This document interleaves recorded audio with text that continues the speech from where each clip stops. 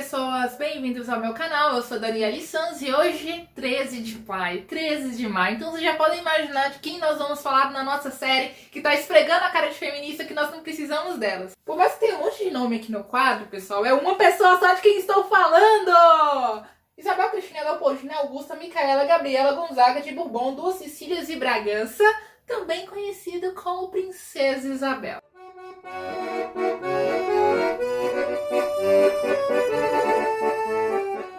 Então vamos recapitular aqui. Então, em 1845, Dom Pedro II tem com a Dona Teresa Cristina o primeiro filho deles, que é o Dom Afonso Pedro, só que ele vai morrer com 2 anos de idade, tá? Infelizmente, né? Como eu falei, 1845. Um ano depois, em 1846, no dia 29 de julho, nasce Princesa Isabel. Um ano depois da Princesa Isabel nascer, vai nascer a irmã dela, Leopoldina. E um ano depois, em 1848, vai nascer o segundo filho do casal, filho homem, né? Que é o Dom Pedro Afonso. Só que o Dom Pedro Afonso também vai morrer com 2 anos de idade, né? Ele vai morrer em 1850. Então, percebendo que não ia ter mais um filho homem para assumir o trono, em 10 de agosto de 1850, mesmo ano da morte de Dom Pedro Afonso, a Câmara e o Senado reconhecem a Princesa Isabel como herdeira do trono. Lembrando que a monarquia machista brasileira, desde Dom Pedro I, já tinha isso na Constituição, que seria permitido herdar, que as mulheres pudessem herdar o trono. E aí o Dom Pedro II vai fazer as 2 filhas terem uma educação de elite. Era uma educação extremamente rigorosa. O Dom Pedro falava que as princesas elas tinham que ter a mesma educação de um homem, somadas com a do sexo delas feminino. Então elas tinham aí uma carga horária dupla, né? E assim, era uma carga horária que começava de manhã até o final da noite e não tinha final de semana não, cara. As meninas ficavam dentro de casa. Essa formação da Princesa Isabel só vai acabar quando ela casa com o Conde de... Então, em 1864, ela vai casar com Luiz Felipe Maria Gastão de Orleans, o Conde de... Ele vai também passar muito material para a Princesa Isabel. Lembrando que lá na França não tinha escravidão, então é uma coisa que é estranha aqui no Brasil. Então eles conversavam muito sobre isso. E também, não sei se vocês sabem, mas quem liberta os escravos no Paraguai, né, é o Conde de... Ele vai passar para ela desde sobre Constituição inglesa e também livros de ciência política. E aí uma coisa super chata na vida da Princesa Isabel acontece, que em 1871 a irmã dela, né, Leopoldina, morre na Europa e ela fica devastada, poxa, a única irmã dela e tal. Em 3 de julho de 1871, a Princesa Isabel vai assumir a regência pela primeira vez no lugar de seu pai. Ela vai ter a felicidade de, no dia 28 de setembro de 1871, assinar a Lei do Ventre Livre, apresentada pelo Visconde do Rio Branco, do Partido Conservador. O coração dela deve ter chegado a errar as batidas aí, quando ela assinou. Durante praticamente 10 anos do casamento dela, ela não consegue engravidar, não consegue levar adiante uma gravidez. A Leopoldina tinha conseguido ter filhos, a irmã mais nova, né, Leopoldina, tinha conseguido ter filhos e a Princesa Isabel não estava conseguindo ter filhos. Ela acabou sendo muito pressionada a dar um herdeiro para o Brasil. Em 1873, a Princesa Isabel vai conseguir engravidar e depois de 9 anos de casada. Só que aí vai acontecer a tragédia. Em 25 de julho de 1874, a Princesa Isabel ela vai perder o filho dela. Na verdade, ele vai nascer morto.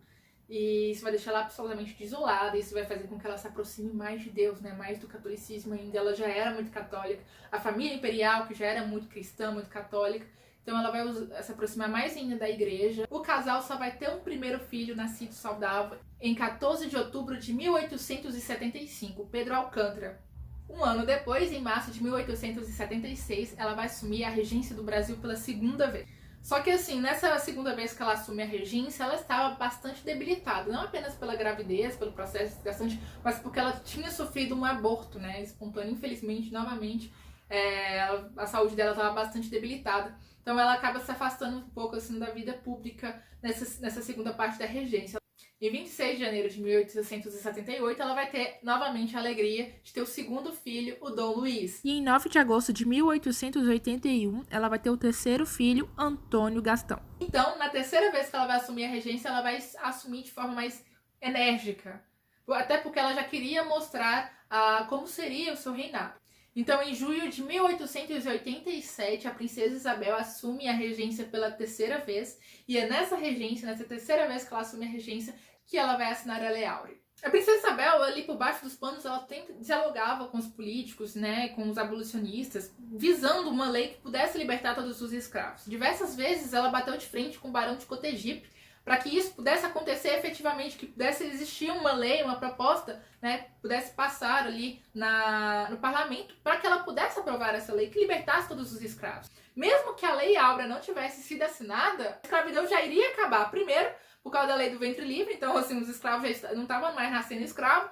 E segundo, que era a lei do sexagenário. Mas a princesa Isabel fazia questão de libertar o restante dos escravos. Lembrando que 70% já estava liberta, ela queria libertar o restante. De qualquer jeito, a princesa Isabel sempre fazia leilão para alforriar escravos, distribuía caças de alforria, fazia eventos para arrecadar fundos com a família, enfim. A família imperial sempre quis acabar com a escravidão. E é nesse momento que a princesa Isabel ela está na regência que ela vai fazer uma coisa muito importante para que a lei pudesse ser aprovada.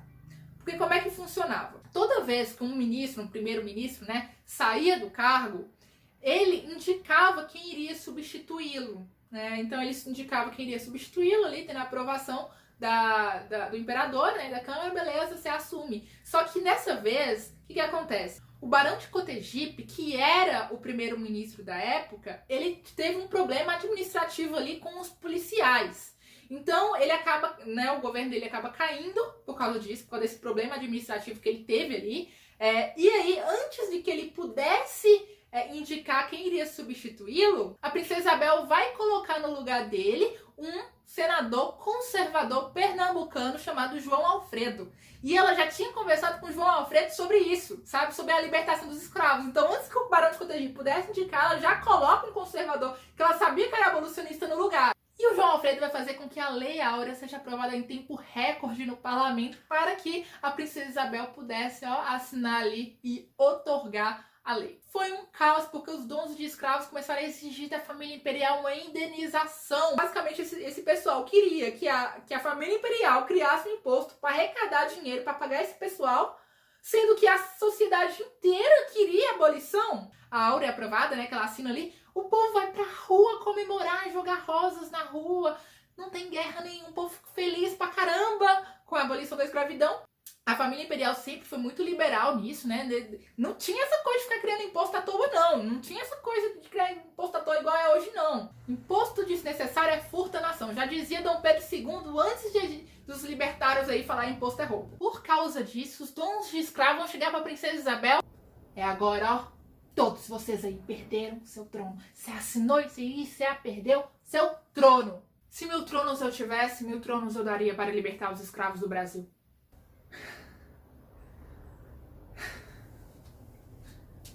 E é dessa maneira, com essa força, que a princesa Isabel assina a Lei Áurea. E hoje nós estamos comemorando o dia 13 de maio, o dia que ela fez isso.